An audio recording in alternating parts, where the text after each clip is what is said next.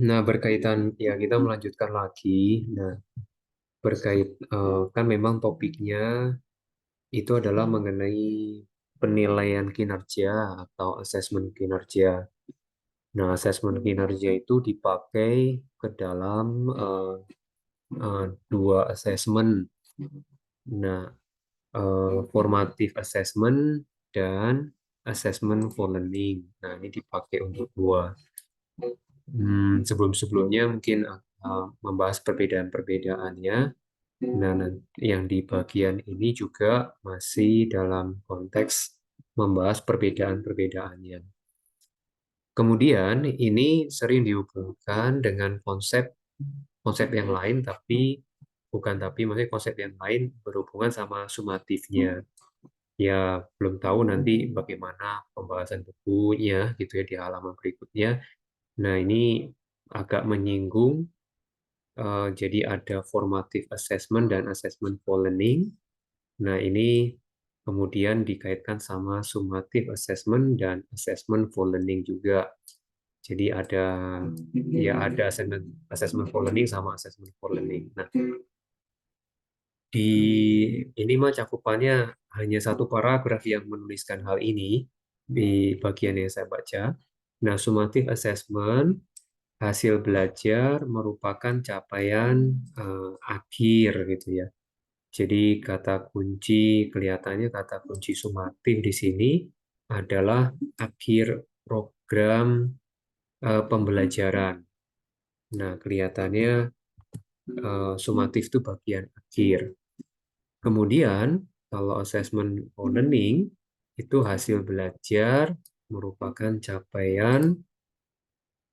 eh, capaian akhir juga, tapi dia merupakan proses gitu, proses belajar. Karena ya learningnya dari kata learningnya adalah. Nah, ini dengan bantuan guru gitu ya. Nah, ini cuma singgungan konsep yang lain dikaitkan sama sumatif assessment. Nah, ini kembali lagi ke formatif assessment dan assessment for learning eh, berkaitan sama assessmentnya kinerja. Nah, untuk kedua misi, yaitu berkaitan formative assessment dan assessment for learning, itu menuntut konsekuensi yang berbeda.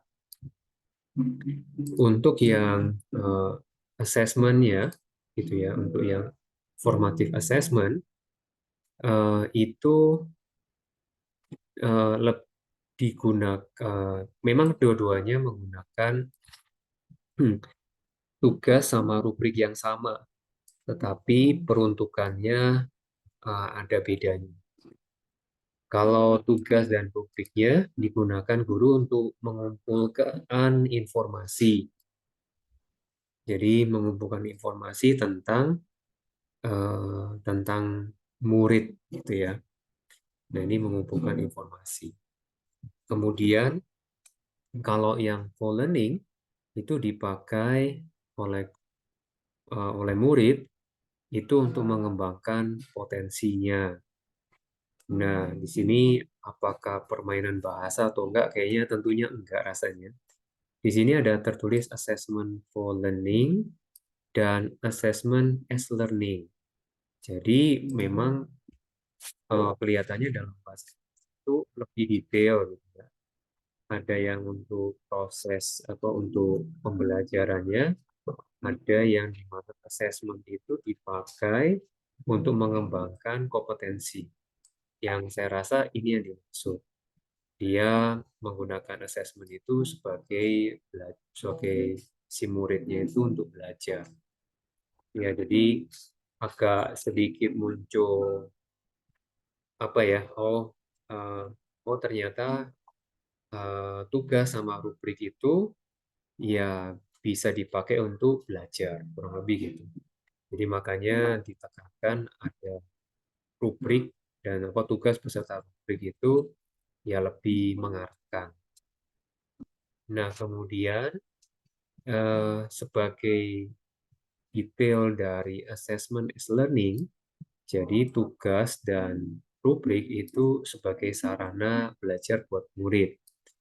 Nah, di sini dibilang melalui rangkaian pengerjaan tugas, peserta didik melakukan refleksi, mengenal kekuatan dan kelemahan, serta tentukan cara belajar yang baik. Jadi memang lebih apa ya? Kayaknya lebih sifat kemandirian itu. Jadi ketika ada tugas sama rubrik itu murid digiring untuk ya belajar mandiri, kurang lebih itu yang muncul dalam pemikiran. Pada konteks assessment as learning, peserta didik menjadi individu pembelajar yang baik. Nah, ini ada kata-kata ini di situ. Nah, kemudian kalau untuk assessment, formative assessment di poin beda berikutnya adalah, nah ini murid menunggu umpan balik kinerja yang diberikan guru, gitu ya.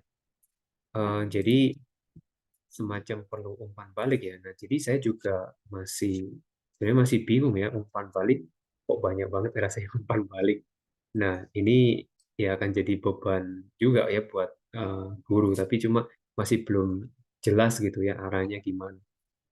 Kemudian meskipun rubrik dikomunikasikan kepada peserta didik, pengguna utama rubrik itu adalah guru. Jadi untuk sebagai formative assessment, jadi penggunanya adalah guru gitu ya.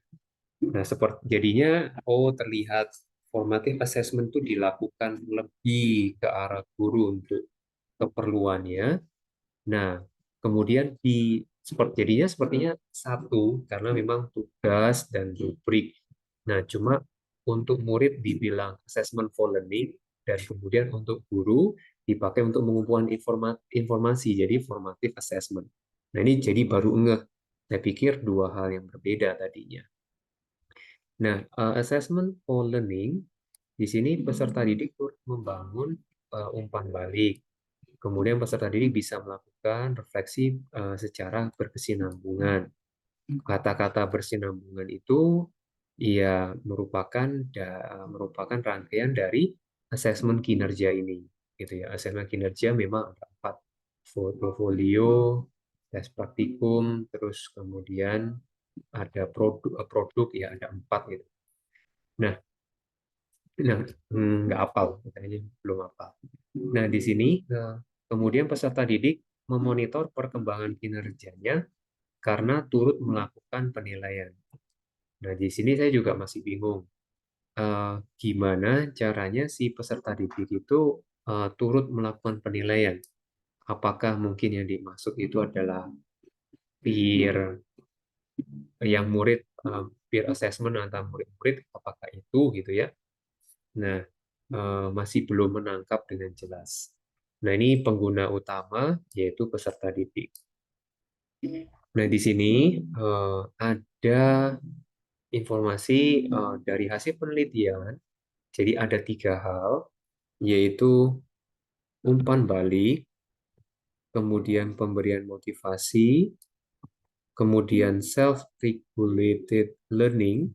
Ya, jadi kayaknya self-regulated learning itu ya tugas dan rubrik ini ya kelihatannya dapat meningkatkan kemampuan belajar. Jadi sedikit ternyata memang ya perlu lah ya dipakai dan diberikan itu supaya si peserta didik pun bisa ada alokasi untuk belajar mandiri, kurang lebih begitu.